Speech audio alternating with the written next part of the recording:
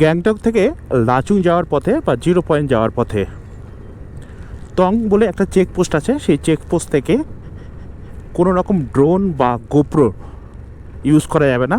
যদি দেখা যায় ইউজ করতে, তাহলে চেকপোস্ট থেকে বলা হয়েছে 50,000 টাকা পর্যন্ত জরিমানা করতে পারে।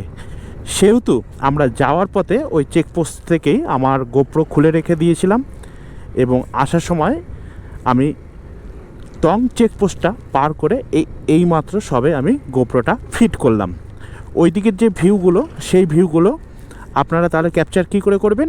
আপনাদের মোবাইলের মাধ্যমে। কোনো রকম ড্রোন এবং গোপ্রোর মধ্যে দিয়ে কিন্তু কোনো ক্যাপচার করলে ওরা দেখতে পেলে ধরা গেলে 50,000 টাকা পর্যন্ত জরিমানা করতে পারে। সেহেতু বি কেয়ারফুল। তো আজকে হোলির দিন 3 মার্চ আমরা লাচুং স্টে করেছিলাম। গতকাল যেহেতু আমরা 0 পয়েন্ট ঘুরেছিলাম, লাচুং থেকে 0 পয়েন্টের দূরত্ব প্রায় 64 কিলোমিটারের কাছাকাছি। যাওয়ার পথে দু একটা ভিউ পয়েন্ট পড়ে, যেমন ইয়ামথাং ভ্যালি আর কিছু কিছু মাঙ্গন আছে। মাঙ্গন এখন যাওয়া যাচ্ছে না। গুরুদুংমার আর এবং মাঙ্গন এই দুটো পয়েন্টে এই মুহূর্তে যাওয়া যাচ্ছে না, যেহেতু রাস্তার অবস্থা খুব খারাপ, এখনও ঠিক করছে, সেহেতু যাওয়া যাচ্ছে না। তো আপনারা অবশ্যই ইয়ামথাং ভ্যালি এবং আপনারা অবশ্যই 0 পয়েন্ট ঘুরতে পারেন লাচুং স্টে করে। গ্যাংটক থেকে যারা যাবে তারা সাধারণত লাচুংয়েই স্টে করে। লাচুং থেকে তারপর ফার্স্ট মর্নিংয়েই হচ্ছে 0 পয়েন্টের উদ্দেশ্যে রওনা দেয়। এবং 0 পয়েন্টে যাওয়ার জন্য আপনাদের ফার্স্ট সকালবেলায় বেরিয়ে যেতে হবে। মেবি পসিবিলিটি ওখানে 2-2:30টার মধ্যে 0 পয়েন্ট থেকে সবাই বেরিয়ে আসে। ওখানে মুষ্টিমেয় 7-8টা কি 10টা দোকান আছে, যেখানে আপনারা গরম কফি, চা, ম্যাগি এবং ছোলা এগুলো আপনারা পাবেন। আর কিছু হয়তো কয়েকটা দোকানে চিপস, কুরকুরে এই সমস্ত কিছু পাওয়া যায়। তো একটাই কথা বলবো, 0 পয়েন্টে যখন যাবেন আপনারা সঙ্গে অবশ্যই একটু কর্পূর, একটু অক্সিজেনের ব্যবস্থা করে নিয়ে যাবেন, কারণ অনেকেরই প্রবলেম হয়। দেখবেন গা গোলানো ভাব থেকে শুরু করে এটা কেমন একটা ফিলিংস তৈরি হবে। তো সেই কারণে সেফটি অবশ্যই নিয়ে যাওয়াটাই বেটার, কারণ সবার শরীরে ইমিউনিটি এবং অক্সিজেন পাওয়ার সমান না, সেই কারণে। তো যাই হোক, আমরা গিয়েছিলাম কিন্তু আমরা খুব আনন্দ করেছি। চারিদিকটায় পুরো বরফে ভর্তি ছিল, খুব সুন্দর লেগেছে। আর আজকে 3 মার্চ আমরা লাচুং থেকে গ্যাংটকের উদ্দেশ্যে রওনা দিয়েছি। আগামী দিন আমরা ইস্ট সিকিমের দিকে একটু রওনা দেব, ইস্ট সিকিমের ভিউজ পয়েন্টগুলো দেখব। তো চলো, আশাবাদী কম বেশি কিছু তথ্য দিলাম এবং আমাদের সামনের ভিউ পয়েন্টগুলো যাওয়ার পথে যতটুকু ক্যাপচার করা যায় গোপ্রোর মধ্যে দিয়ে ততটুকু আমরা ক্যাপচার করার চেষ্টা করব।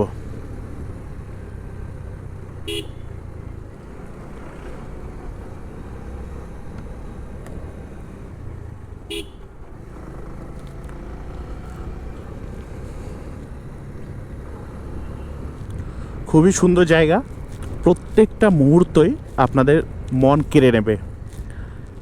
আর পাহাড়ি এলাকায় সর্বদা হচ্ছে মন কেড়ে নেওয়ার মতনই জায়গা। দেখুন পাহাড়ে যে ঘরগুলো রয়েছে কি দারুণ লাগছে বলুন তো। পাহাড়ের গা বেয়ে ঘরগুলো একটা অমায়িক ভিউ। তবে ক্যামেরাতে যতটাই ফুটেজ উঠুক না কেন, খালি চোখের দৃশ্যটাই একদম অন্যরকম হয়। আর আমরা স্টে করছি না, বাইকে চালাচ্ছি। ডান দিক থেকে দেখতে পাচ্ছি মানে নিচে সব মেঘ ভরে রয়েছে, কুয়াশা মেঘ ভর্তি হয়ে গেছে নিচে। আমরা উপর থেকে নিচে নামছি এই মুহূর্তে। খুব সুন্দর একটা দৃশ্য। এখানে একটা জিনিস ভালো লাগে, এখানে যেহেতু ম্যাক্সিমাম হচ্ছে বুদ্ধিস্টরা রয়েছে, এদের এখানে যে পতাকাগুলো লাগিয়ে রাখে না, বিভিন্ন রং বেরঙের পতাকাগুলো দারুণ লাগে। এদের মেনলি উদ্দেশ্য রং বেরঙের বিভিন্ন রকম কাপড়ের যে পতাকাগুলো লাগায় সেগুলো যেন হাওয়ায় ওড়ে, এইটাই এদের মেবি পসিবিলিটি ধার্মিক একটা সংযোগ। তো আমার কিন্তু ভীষণ পরিমাণে ভালো লাগে এই পতাকাগুলো এইভাবে হাওয়ায় যখন ওড়ে না, দেখতে একদম। কারণ পাশাপাশি অনেক পতাকা একদম লাইন বাই লাইন লাগিয়ে রাখে, ভীষণ ভালো লাগে। বাড়িতে, দোকানে এবং রাস্তার দু সাইডে ভীষণ পরিমাণে ভালো লাগে।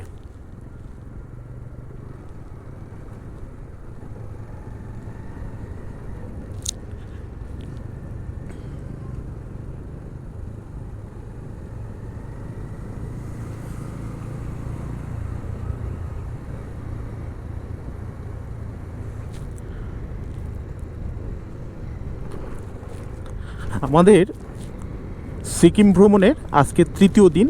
আজকে এই সিকিম ভ্রমণের এই তৃতীয় দিনে আমরা এই মুহূর্তে গ্যাংটকের দিকে রওনা দিয়েছি।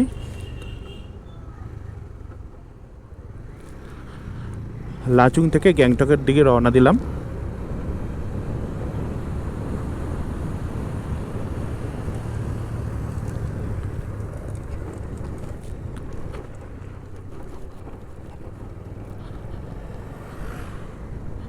খুবই সুন্দর দৃশ্য, চারিদিকে যেন মনে হচ্ছে মেঘ মেঘ মেঘ মেঘ। আর এই যে পতাকাগুলোর কথা বলছিলাম, ভীষণ পরিমাণে ভালো লাগে। এটা ছোট পতাকা, আর বিশাল বড় বড় বাঁশ দিয়ে পতাকাগুলো ঝুলিয়ে রাখে, সেগুলো অমায়িক লাগে যখন হাওয়ায় উঠতে থাকে একসাথে সমস্ত পতাকাগুলো, সত্যিকারে দেখবার মতন। আর পাহাড়ে ভালো লাগে এই যে চারিদিকে পাহাড়ের গা বেয়ে বেয়ে বেয়ে ঘরবাড়িগুলো দেখতে, বিভিন্ন রকম কালারের, দূর থেকে এত সুন্দর লাগে। আর রাতের বেলা এর দৃশ্যটা সম্পূর্ণ একটা অন্যরকম অনুভূতি জায়গায়। কেন? কারণ হচ্ছে প্রত্যেকটা বাড়িতে, প্রত্যেকটা ঘরে লাইটগুলো জ্বালিয়ে দেয়, আর সন্ধ্যার পর থেকে এই দৃশ্যগুলো খুব সুন্দর লাগে।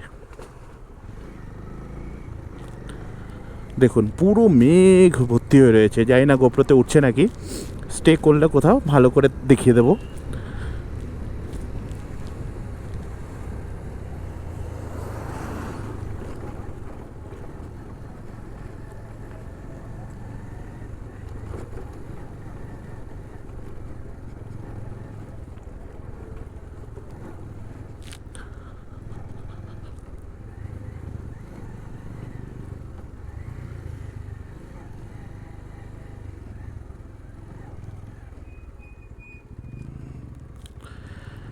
সিকিম কিন্তু বেশ ঢাল আর হচ্ছে আপ, বেশ উঁচু নিচু দিয়ে নামতে হয়। তাই অবশ্যই রাইডিং স্কিল একটু থাকা দরকার এই সমস্ত পাহাড়ি এলাকায় আসলে।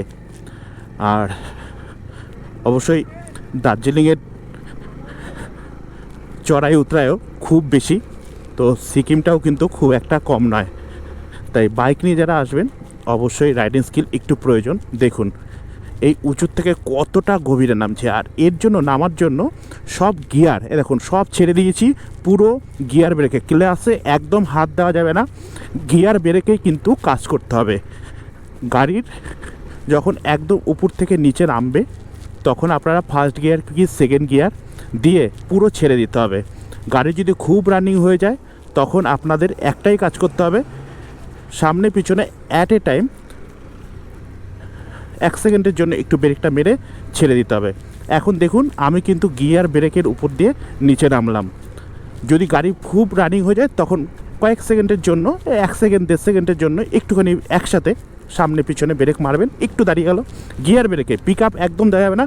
আর ভুল করে যেটা করা যাবে না সেটা হচ্ছে ক্লাসে হাতই দেবেন না, তাহলে কিন্তু বিপদ ঘটবে।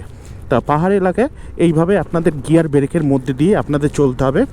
ব্রেক মারা যাবেই না, ব্রেকটা হচ্ছে 1 সেকেন্ডের জন্য হয়তো একটু স্লো করার জন্য আপনারা ব্যবহার করতে পারেন।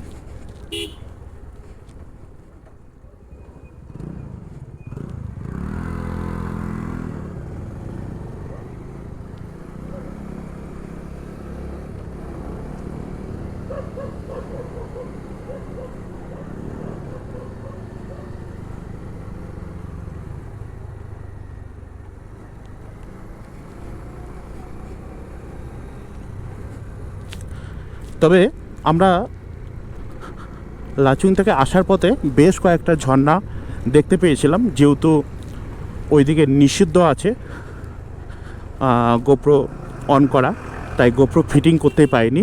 আর আমরা সেইভাবে স্টেও করিনি, শুধুমাত্র একটা স্থানে স্টে করেছিলাম, সেখানে বেশ কিছু ফুটেজ তুলেছিলাম। কিন্তু ঝর্ণা ওয়াটারফলস বেশ কয়েকটা জায়গায় রয়েছে, বেশ দেখতে সুন্দরই লাগছিল। তো যাই হোক, আমরা আবার রওনা দিলাম।